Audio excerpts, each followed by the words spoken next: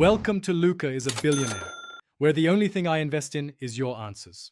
You start by confirming the tablet is updated and has enough free storage, because widgets need resources to run smoothly.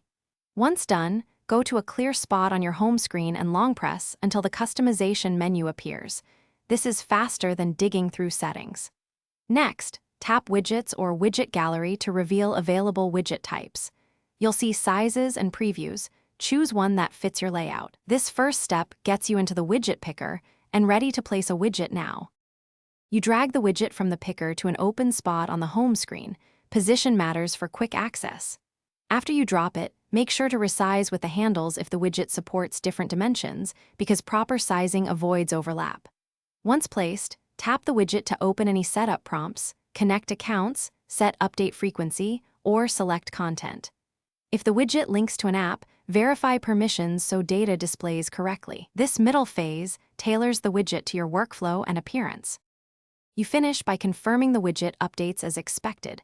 Watch it for a minute to ensure real-time data or scheduled refreshes occur.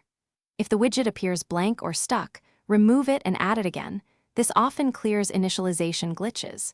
Make sure the associated app has required permissions and background refresh is enabled, because denied access prevents content from loading. One key troubleshooting tip: reboot the tablet if re-adding fails, then revisit permissions. That step resolves most persistent widget display problems. Thanks for watching, and please subscribe. It's the best investment you'll ever make.